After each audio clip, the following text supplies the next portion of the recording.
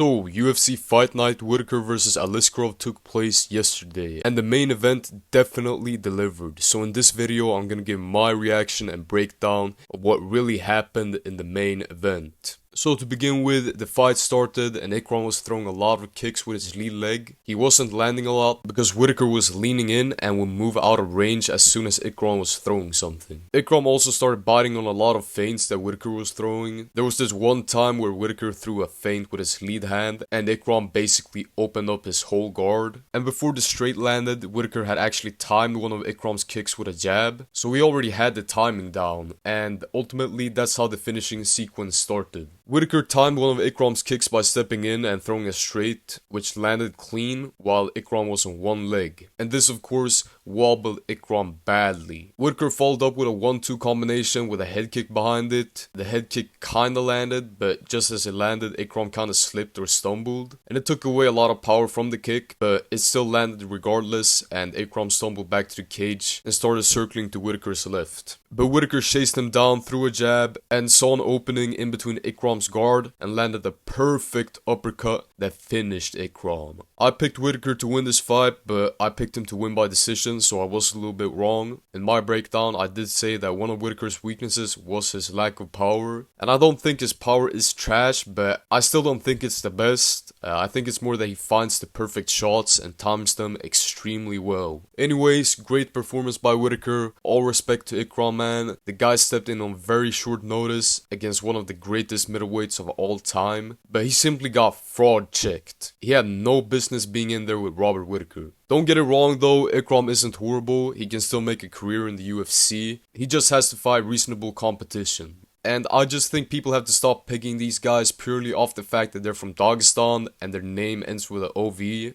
The guy had 0 good wins in MMA, and going from Warley Alves to Robert Whittaker is a huge step up in competition. He was literally going from fighting unranked guys to fighting one of the greatest middleweights of all time. But fair play to Ikram, he stepped up and took the fight on very short notice, despite knowing who he was up against. And all I'm saying is that Hamza should be glad he didn't have to fight Whittaker that night, because Whittaker looked ready for anything. As for what is next for Whittaker, I would probably say something like a Strickland fight. That's probably not gonna happen though, because Strickland seems like he wants to sit out and wait for a title shot, which almost never ends well, by the way. But Strickland should just realize that there's no guarantee that he gets the next title shot, especially if Whittaker goes and gets another W in the meantime. Because then I would actually probably say that Whittaker is equal or more deserving of a title shot than Strickland is. And we already know that the UFC doesn't exactly favor Strickland. Anyways, thanks for watching, leave a like, subscribe, and comment who you think Whittaker should fight next. And I'll see you all in the next one, goodbye.